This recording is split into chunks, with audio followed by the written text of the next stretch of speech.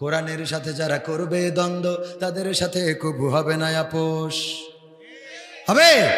কোরআনের সাথে যারা করবে দ্বন্দ্ব তাদের সাথে কবু হবে না আপোষ। জেল জুলুম হলেও হবে, জেল জুলুম হলেও হবে, বিবেকের কাছে তবু রব নির্দোষ। আমার রবের কাছে রব নির্দোষ, মহান প্রভুর কাছে রব নির্দোষ। কোরআনের সাথে যারা করবে দ্বন্দ্ব তাদের সাথে কবু হবে না।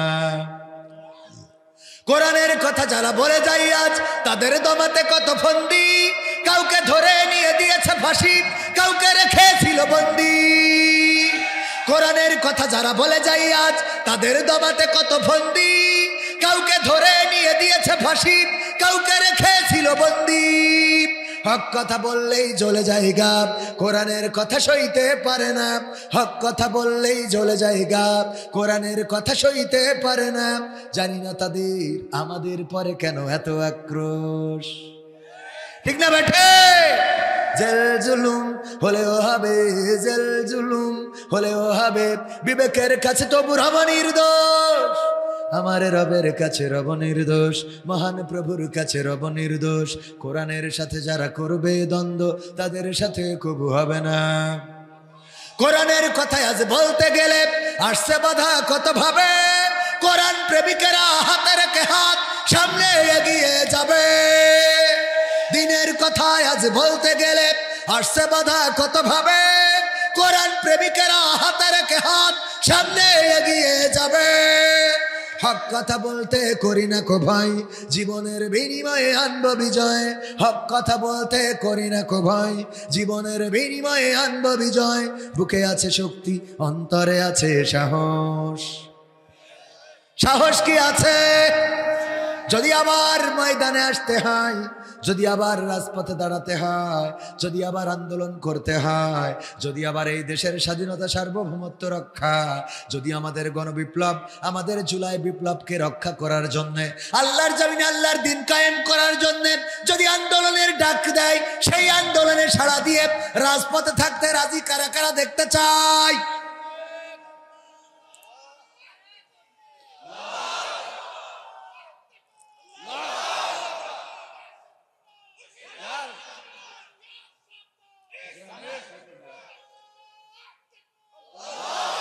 সাহস নিয়ে দাঁড়িয়েছ তাই মুক্ত হয়েছে জমিন, সাহস করে দাঁড়ালে আর একবার কায়েম হয়ে যাবে দিন। নয় নয় নয় আর কোনো ভয়, আনতে হবে দিনের বিজয়, দিনের বিজয়। যারা ভেবেছিল ছাড়বে না আর ক্ষমতার মাসনদ, দেখেছে তারা রবের পাকড়াও কি করে করে নাস্তানাবুদ। যারা ভেবেছিল ছাড়বে না আর ক্ষমতার মাসনদ, দেখেছে তারা রবের পাকড়াও কি করে করে নাস্তানাবুদ। তাই নয় নয় নয় আর কোনো ভয়, আনতে হবে দিনের বিজয়, দিনের বিজয়। মানুষের সাথে যারা করেছে দুশ্মনী, করেছে বাড়াবাড়ি,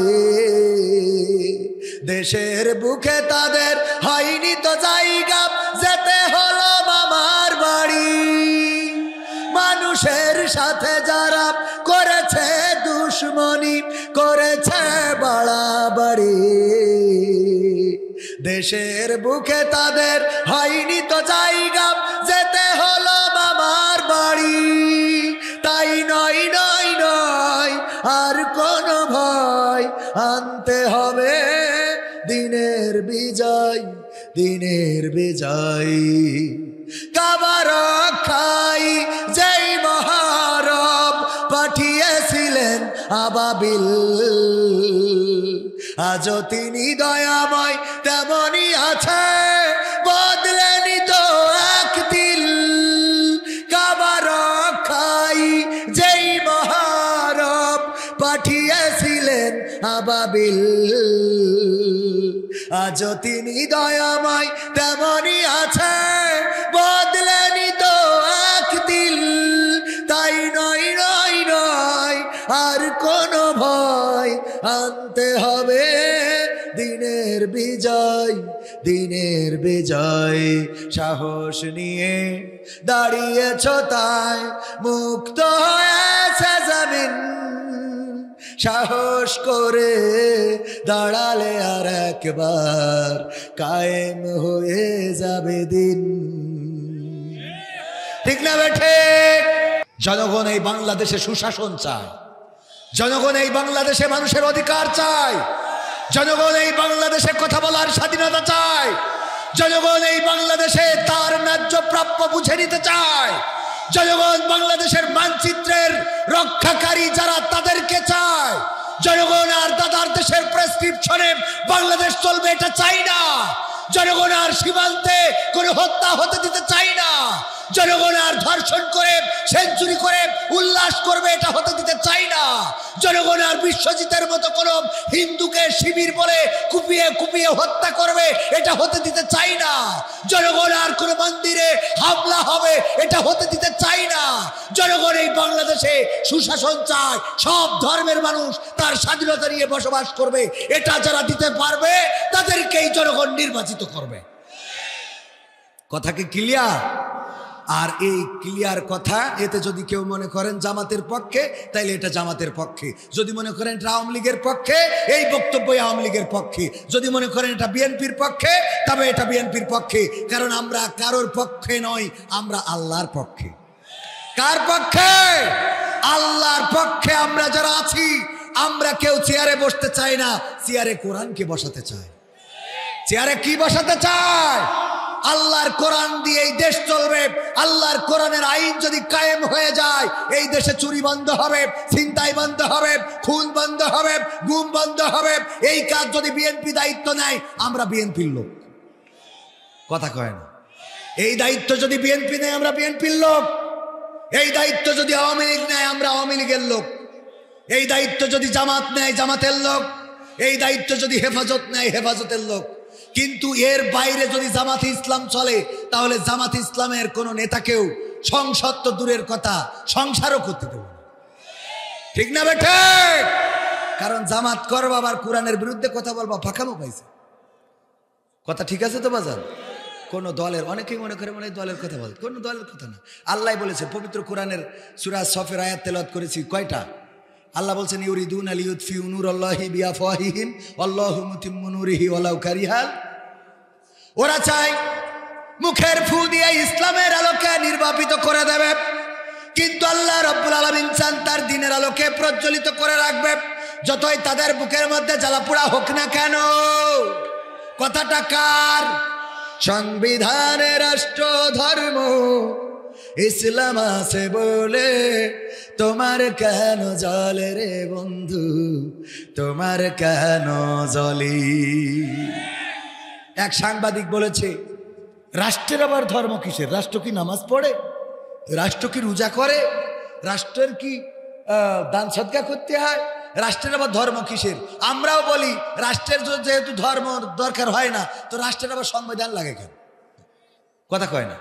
রাষ্ট্রের পতাকা লাগে কেন? রাষ্ট্রের মানচিত্র লাগে কেন? রাষ্ট্রের আইন কানুন লাগে কেন? রাষ্ট্রের কি সংবিধান লাগে? রাষ্ট্র কি বই পড়ে? কথা কয় না? রাষ্ট্র কি বই পড়ে? রাষ্ট্রের পতাকা লাগে কেন? রাষ্ট্র কি বাংলাদেশ হেঁটে একবার ভারতে যাবে? যে আমি একটু ভারতে যাচ্ছি, আমি বাংলাদেশে যাইছি, পতাকা দরকার আছে তো পতাকা লাগে কেন? হ্যাঁ, কথা বলার সময় আন্দাজ খুঁজে পায় না। রাষ্ট্রের আবার কি ধর্ম লাগবে কেন? সংবিধানে রাষ্ট্র ধর্ম ইসলাম আছে বলে তোমার কেন জ্বলে রে বন্ধু, তোমার কেন জ্বলি। শয়তানে জ্বলে কি আগুন তোমারই বগলে, তোমার কেন জ্বলে রে বন্ধু, তোমার কেন জ্বলি। ইসলাম হলো শান্তির ধর্ম, আছে সুবিচার, অন্য ধর্মের প্রতি কবু করে না বিচার। ইসলাম হলো শান্তির ধর্ম, আছে সুবিচার। অন্য ধর্মের প্রতি কবু করে না বিচার। মিলেমিশে থাকার কথা, মিলেমিশে থাকার কথা দিয়েছেন নবী বলে। তোমার কেন জলের টাকলা, তোমার কেন জলি? আছে নিষেধ ধর্ম নিয়ে করা বাড়াবাড়ি, না জানিলে কিতাব খুলে দেখো তাড়াতাড়ি। আছে নিষেধ ধর্ম নিয়ে করা বাড়াবাড়ি, না জানিলে কিতাব খুলে দেখো তাড়াতাড়ি। যার ধর্ম সে করবে পালন, যার ধর্ম সে করবে পালন, কোরআনেতে বলে। তোমার কেন জলের মশালা, তোমার কেন জলি? ঠিক না বেঠে? আল্লাহ তাদের ব্যাপারেই বললেন ইউরিদুনা লিইউতফিউ নূরাল্লাহি বিআফওয়াহিহিম আল্লাহু মুতিম্মু নূরিহি ওয়ালাউ কারিহাল কাফিরুন। আল্লাহ বললেন ও নবী শুনে নাও, ওরা চায় মুখের ফু দিয়ে ইসলামের আলোকে নির্বাপিত করে দেবে, ওরা চায় মুখের ফুৎকার দিয়ে ইসলামের আলোকে নির্বাপিত নিভিয়ে দেবে, কিন্তু আমি আল্লাহ চাই আমার দ্বীনের আলোকে প্রজ্বলিত করে রাখবো, যতই তাদের কলিজার মধ্যে জ্বালাপোড়া হোক না কেন। এর প্রমাণ আমরা পেয়েছি নাকি পাই নাই? পাইছি না পাইনি? যারা ইসলাম, জামাতে ইসলাম, হেফাজতে ইসলাম, চরমনাই ইসলাম, সব ইসলামকে মিটিয়ে দেওয়ার পরিকল্পনা করেছিল, আজকে তারাই এই বাংলাদেশ থেকে বিদায় নিয়েছে। বলেন ঠিক না বেটে? তারা একজনও বাংলাদেশে নাই, যদিও আছে পলাতক, একবার খুঁজে পায় একবার পায় না। গতকালকেও শুনলাম জবাইদুল কাদের কাকা নাকি 6 মাস ধরে কার বাড়িতে আছে রে, কিন্তু আজকেও দেখলাম যে না, এখনো পাওয়া যায় না। ওরা চেয়েছিল এই দেশে ইসলাম থাকবে না, জামাত ইসলাম থাকবে না, শিবির থাকবে না, ইসলামী মূল্যবোধ থাকবে না। এইগুলো চাওয়ার কারণে আল্লাহ রাব্বুল আলামিন তাদের শিকড় ধরে একেবারে পাঠিয়ে দিয়েছি। আর এই দেশ থেকে যাদেরকে বিতাড়িত করা হয়েছিল, আল্লাহ তাদেরকে আবার ময়দানে এনে দিয়েছেন। বলেন ঠিক কিনা? ময়দানে আনলেন তো আনলেন। ইতিপূর্বে যারা নেতা ছিল তারা কেউ মাওলানা, কেউ মুহাদ্দিস, কেউ মুফতি, কেউ আলেম এই জাতীয় ছিল। আর এখন এমন একজন নেতা বানালেন যিনি ডাক্তার। কি তার? সেই ডাক্তার এমন এমন কথা বলে, যেই কথা শুনে হিন্দুরা পর্যন্ত বলে আমরা এই দল করতে চাই। ঠিক না বেঠে? ভালো কথা বললে ভালোর পক্ষে মানুষ থাকে না থাকে না? তার প্রমাণ হলো পিনাকি, পিনাকি ভট্টাচার্য। তার ভিডিও কি হিন্দুরা দেখে না, মুসলমানরা? কথা কয় না, দেখেন কিনা সবাই? দেখে না? দেখেন। হকের পক্ষে কথা বললে সে হিন্দু হইলেও তার কথা শুনতে মানুষ আছে না নাই? আছে। কিন্তু যদি না হকের পক্ষে যায়, সে কবির বিন সামাদ হইলেও এই কথা শুনতে কেউ রাজি না। ঠিক না বেঠে? সুতরাং হক কথা বলে যাব এবং হকের আদেশ দিতেই আল্লাহ রাব্বুল আলামিন পরের আয়াতেই আল্লাহ বলছেন হুয়াল্লাযী আরসালা রাসূলাহু বিল হুদা ওয়া দীনিল হক লিইয়ুযহিরাহু আলা দীনি কুল্লিহি ওয়ালাউ কারিহাল মুশরিকুন। আল্লাহ রাব্বুল আলামিন পরের আয়াতেই সুন্দর করে রাসূলকে একেবারে ক্লিয়ার করে দিয়েছে, ওগো বিশ্বনবী শোনেন, আমি আপনাকে পাঠালাম দ্বীনে হক, সত্য দ্বীন এবং হেদায়েত সহকারে, যেন সব দলের উপরে, মতের উপরে, সব কিছুর উপরে আমার দ্বীনকে বিজয়ী করে দেখান। দায়িত্বটা কে দিয়েছেন? এই দায়িত্ব শুধু জামাত ইসলামের, হেফাজতে ইসলামের, আওয়ামী লীগের, বিএনপির উপরেও আছে না নাই? সুতরাং বিএনপির ভাই যারা, তারাও বুঝতে হবে এই কোরআন কিন্তু, যারা বলে যে কোরআনে রাজনীতি নেই, তাদেরকে বলতে চায় কোরআনে রাজনীতি তো নেই, রাজনীতি করার দরকারও নেই, কিন্তু কোরআনের নীতিটা তো করবে। কথা কয় না? রাজনীতি করার তো দরকার নেই, রাজনীতি মানে রাজার নীতি, কিন্তু কোরআনের নীতি কার নীতি? এটা কি রাজার নীতি? এটা তো বলে, যে কথা বলি যে কথা ঠিক, যে কোরআনের সাথে রাজার নীতির সাথে আবার কোরআনের নীতির সম্পর্ক থাকে, কথা তো সত্য, কিন্তু সে কোরআনের নীতিটাও তো মানবেন নাকি? কথা কয় না? কোরআনের নীতিটা কার? আল্লাহর নীতির একেবারে প্র্যাকটিক্যাল উদাহরণ যদি দিই, ওই যে আমি প্রায়ই বলি যে হাতের কবজি যদি কাটে, এর মানে কোন পাপ করলে কাটে? হ্যাঁ, কি করলে? তো হাতের কবজি কাটা, এই কাটা হাত নিয়ে যদি যশোরতে এসে বলতাম বাবা আরাম কেউ চুরি করা যাবে না, চুরি করা খারাপ কাজ, এটা করলে কিন্তু পরকালে যা হয় হবে, দুনিয়ার পরে কবজি থাকবে না। আপনারা বলতেন হুজুর আপনার হাতের কবজি কই?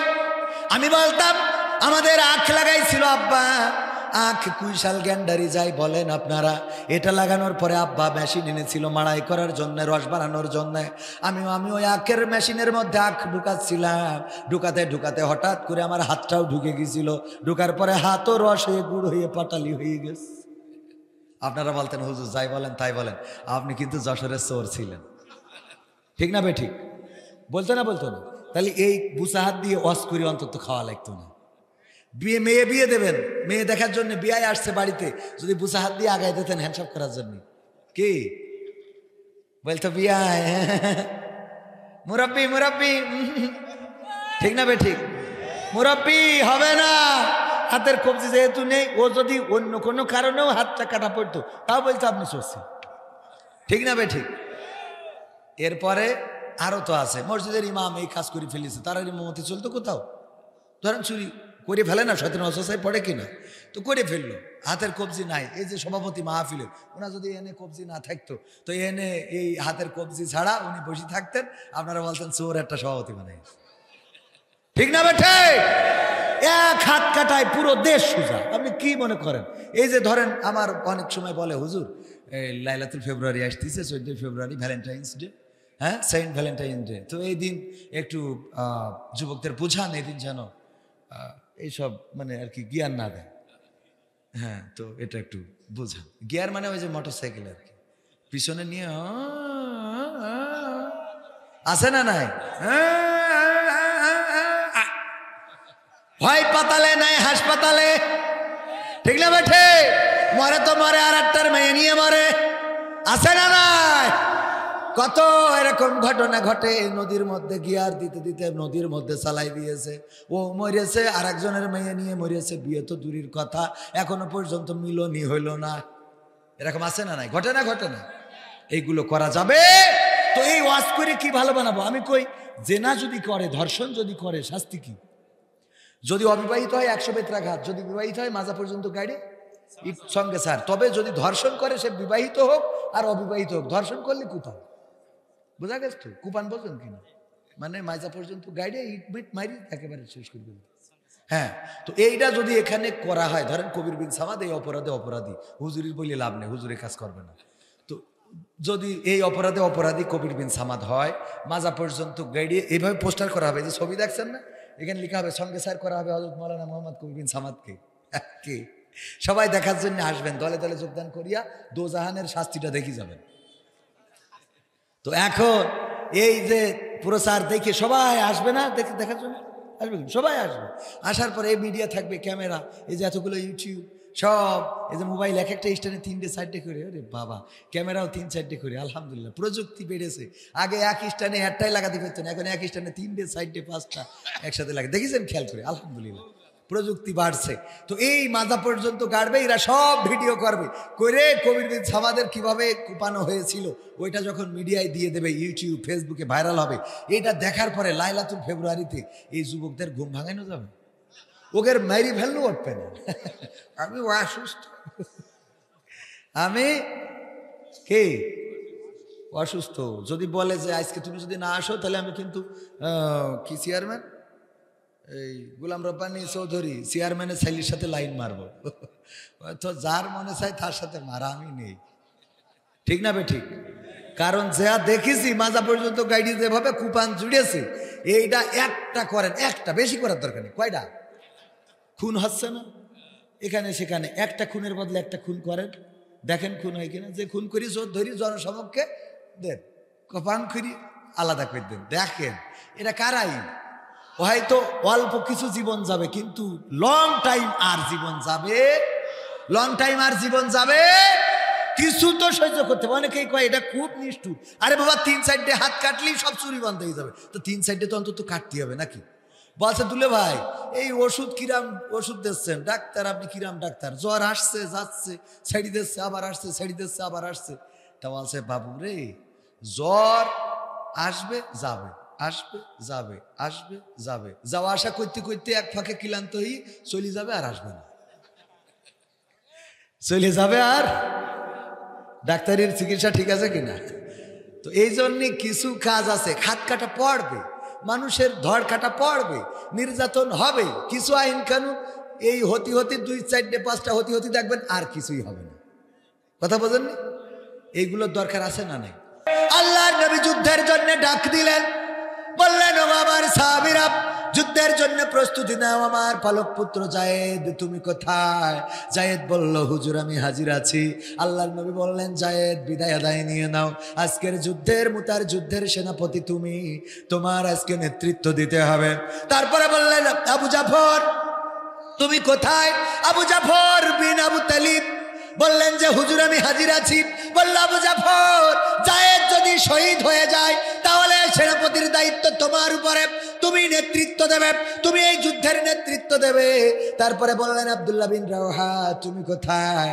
আব্দুল্লাহ বিন রওহা ওই দিন বিয়ে করেছে, ছিল ফুলসজ্জার রাত, বাসরের রাত, ওই সময় হাজিরা দিয়ে বললেন লাব্বাইক হুজুর আমি হাজির আছি।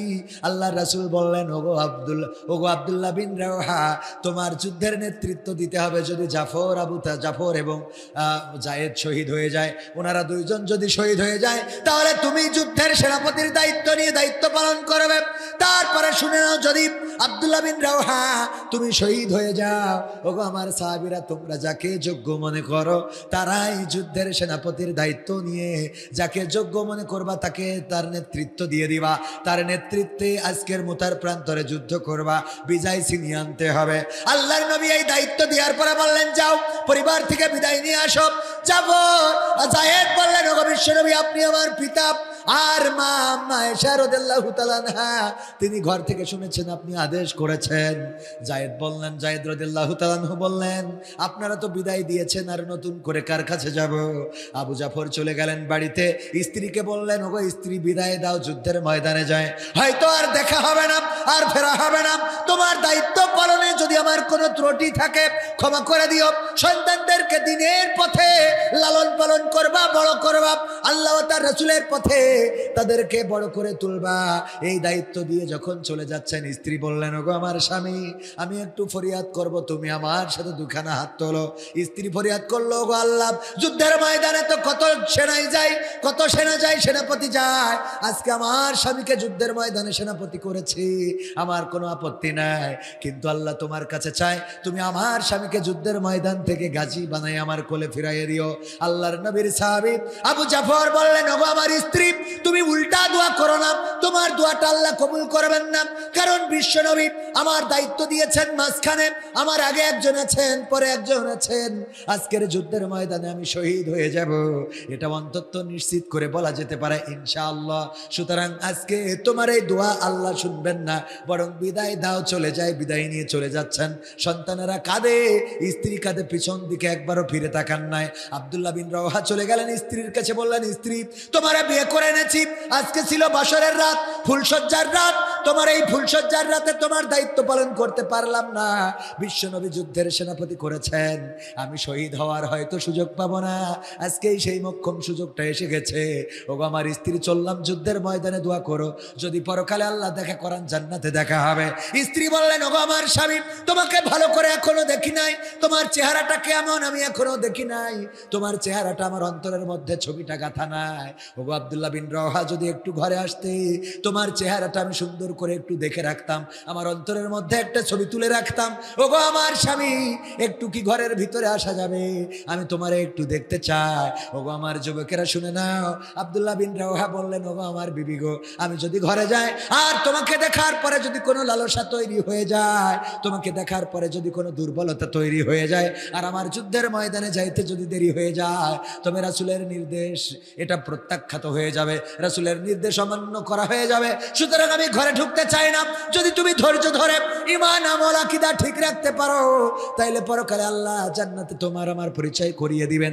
এই কথা বলে আব্দুল্লাহ বিন রওহাও চলে গেলেন যুদ্ধের ময়দানে, যুদ্ধের নেতৃত্ব দিলেন। প্রথমে জায়েদ শহীদ হয়ে গেলেন, জাফর বিন আবু তালিব রাদিয়াল্লাহু তাআলা আনহু তিনিও শহীদ হয়ে গেলেন। আব্দুল্লাহ বিন রওহা তিনিও শহীদ হয়ে গেলেন। তারপরে মুতার প্রান্তরে দায়িত্ব নিল খালিদ বিন ওয়ালিদ, এবং খালিদ বিন ওয়ালিদের মাধ্যমে মুতার প্রান্তরে প্রথম যুদ্ধে জয় হয়েছিল। ও আমার ভাইয়েরা, খালিদ বিন ওয়ালিদ এই যে দায়িত্ব নিলেন, এইভাবেই যেন আমার ছাত্র জনতা একের পর এক জুলাইয়ে নেতৃত্ব দিয়েছে। কাউকে ধরে নিয়ে যাওয়া হয়েছে, কাউকে স্বীকারোক্তি নেওয়া হয়েছে, কারো মেরে পিটিয়ে শরীরে রক্ত জমাট বেঁধে দিয়েছে, জমাট বাঁধিয়ে দিয়েছে। তারপরে আবার আর একজন ছুটে এসেছে, দায়িত্ব নিয়েছে, নতুন নতুন ঘোষণা দিয়েছে, আন্দোলন চালিয়ে নিয়েছে। তাদেরকে ঘোষণা দিয়েছে যে আমরা আন্দোলনে নাই, আমরা আন্দোলন প্রত্যাহার করলাম। ডিবির হাউন আঙ্কেল, কি আঙ্কেল? হাউন আঙ্কেল নিয়ে বলল নাও পাঠ করো। কিতাব পাঠ করলো যে কোনো প্ররোচনা ছাড়াই আমরা আন্দোলন প্রত্যাহার করে নিচ্ছি। আর সার্জিস আলম সুন্দর করে দেখাই দিল আঙুল দিয়ে যে আমাদের বন্দুকের নল ঠেকিয়ে ঘোষণাটা দিচ্ছে, সুতরাং তোমরা আরেকজন নেতৃত্ব দাও। ওই মুতার যুদ্ধে যেমন একের পর এক শহীদ হয়েছে, আবার নেতৃত্বে এসেছে, তেমন যেন জুলাইয়ের গণ অভ্যুত্থানে আমার ছাত্ররা একের পর এক শহীদ হয়েছে। তারপরেও কেউ পিছন ফিরে যায় নাই, সামনের দিকে চলে গিয়েছে। যারা বলে 5 তারিখে স্বাধীনতা পেয়েছি, আমি বলি না স্বাধীনতা পাই নাই, বরং স্বাধীনতা কেমন করে আনতে হয় সেই রাস্তা দেখিয়েছে। ঠিক না বেঠে? কেমন করে আনতে হয় এটা যেন ওই মুতার প্রান্তরে যেভাবে আল্লাহর রাসূলের সাহাবীরা একের পর এক যুদ্ধ করেছেন, শহীদ হয়েছেন, কালেমার পতাকা উঁচু করে ধরেছেন, এমন উঁচু করে রেখেছেন। জাফর রাদিয়াল্লাহু তাআলা আনহু শহীদ হওয়ার সময় আব্দুল্লাহ বিন রওহা দৌড়ে গিয়েছেন, যে দেখেন জাফর রাদিয়াল্লাহু তাআলা আনহু কালেমার পতাকাটা এমন ভাবে উত্তীর্ণ করে রেখেছেন যে মাথা থেকে, ধড় থেকে মাথাটা আলাদা হয়ে গেছে, এক পাশে শরীর পড়ে আছে, এক পাশে মাথা। ওই মাথার মধ্যে দাঁতে কামড়ানো, এখনো পতাকাটা উঁচু করে ধরা। এইভাবে যদি আপনারা আমরা রাজপথে থাকতে পারি, ওই ছাত্রদের মতো যদি আমরা রক্ত দেওয়ার সিদ্ধান্ত নিতে পারি। আমাদের বোনেরা বলেছিল সামনে স্বাধীনতা, পিছনে পুলিশ, সুতরাং স্বাধীনতার দিকে এগিয়ে যাব, বলেছে না বলে নাই? স্বাধীনতার দিকে এগিয়েছে, মরেছে, লাশ ফেলে রেখে চলে গিয়েছে সামনের দিকে। যেতে যেতে যেতে যেতে দেখা গিয়েছে যারা 41 সালের আগে ক্ষমতা ছাড়বে না, তারা ক্ষমতা তো ছেড়েছে এমন ভাবে পালাইছে যে বাংলাদেশে তাদের কোনো অস্তিত্ব এখন আর নাই। ঠিক না বেঠে? ক্ষমতায় কেউ স্থায়ী হয় না, হোক না সে হাসিনা কিবারে না, চেয়ারটা চিরকাল থাকে না। মুজিবুর বেশি দিন থাকেনি, জিয়াউর কেউ তো রাখেনি। মুজিবুর বেশি দিন থাকেনি, জিয়াউর কেউ তো রাখেনি। এরশাদ চলে গেছে পৃথিবী ছেড়ে, এরশাদ চলে গেছে পৃথিবী ছেড়ে, কেউ আজ তার কথা কয় না। ঠিক না বেঠে?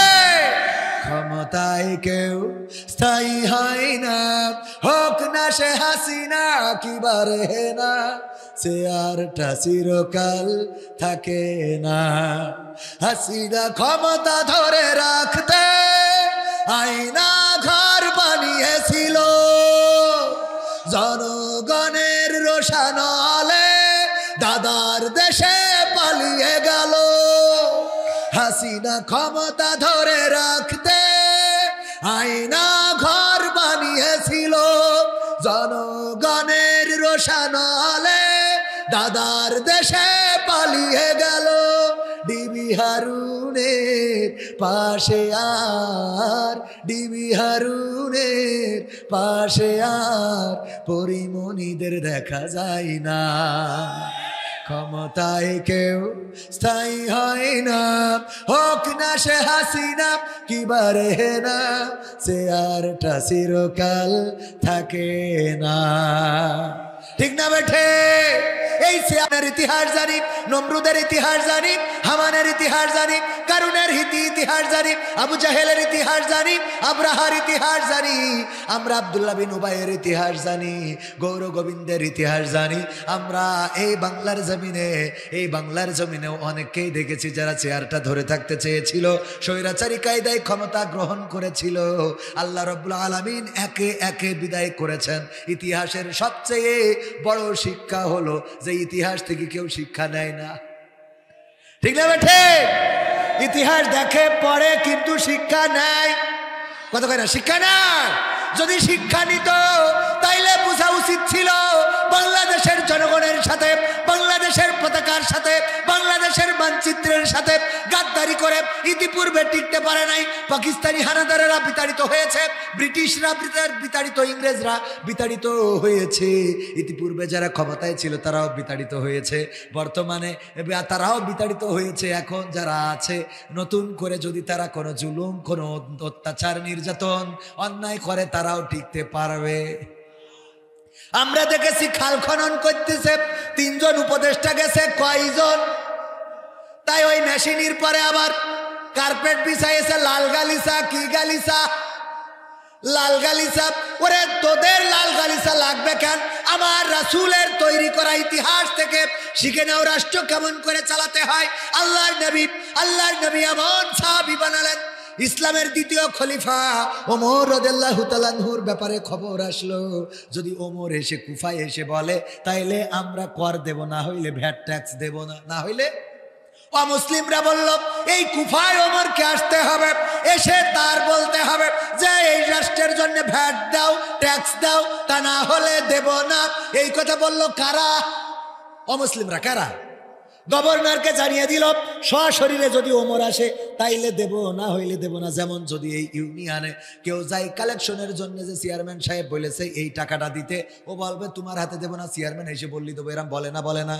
কোনো একটা গোলমাল যদি হয় সালিশ মিটানোর জন্য, চেয়ারম্যান যদি বলে আমি একটা প্রতিনিধি পাঠালাম, এই প্রতিনিধি যদি যে বলে এই সালিশ বিচারটা করার জন্য আমার দায়িত্ব দিয়েছে, সালিশ মিটিংয়ে যারা আসে তারা বলে যে না, চেয়ারম্যান এসে করে দিতে হবে, দরকার হলে 2 দিন দেরি করা লাগে, করবো। এরম বলে না? বলে না? যে মানবো কিন্তু তুমি না, চেয়ারম্যানকে আসতে হবে। কুফাবাসী সেটাই বলল, যদি ওমর আসে তাইলে আমরা কর দেব, ট্যাক্স দেব, ভ্যাট দেব, যদি না আসে তাইলে দেব না। এই কথা বলার পরে খবর পাঠালো গভর্নর। খবর পাঠানোর পরে ওমর রাদিয়াল্লাহু তাআলা আনহু রওনা করলেন উট নিয়ে, সাথে ভৃত। যাওয়ার পথে অনেক পথ, 1-150 কিলোমিটার বা তারও কম বেশি হয়ে থাকতে পারে। এই পথ যাওয়ার সময় কিছু দূর যায়, ওমর রাদিয়াল্লাহু তাআলা আনহু উট থেকে নেমে আসে। নামার পরে যে ভৃত, যে গোলাম, এই কর্মচারীকে আবার উটের উপরে চাপিয়ে দেয়, নাও তুমি এখন উটের উপরে চেপে বসো, আমি একটু রশি টানি। তারপরে আবার রশি টেনে সমপরিমাণ যাওয়ার পরে আবার ওমর ওঠে, ভৃত নেমে আসে, গোলাম নেমে আসে, আবার ওমর ওঠে রাদিয়াল্লাহু তাআলা আনহু, আবার ওমর নেমে আসে, ওই গোলাম ভৃত ওঠে। যখন এইভাবে টানতে টানতে ওই কুফাবাসীর সেই মিলিশে, সেই মিটিংয়ে, সেই মজলিসে, সেই জনসভায়, সেই সেমিনারে যখন পৌঁছালো, সেই সময় ছিল ওমর রাদিয়াল্লাহু তাআলা আনহুর রশি টানার পালা। সেই সময় কার পালা? ওমর রাদিয়াল্লাহু তাআলা আনহুর পালা। ওমর রাদিয়াল্লাহু তাআলা আনহু টেনে নিয়ে যাচ্ছেন, উটের পরে বসা তার গোলাম। ওরা তাড়াতাড়ি করে উটের কাছে চলে যেয়ে উনারে খুব কায়দা করে আপ্যায়ন করে নামাচ্ছে। কয় আমি না, আমি না, ওই সামনের লোক।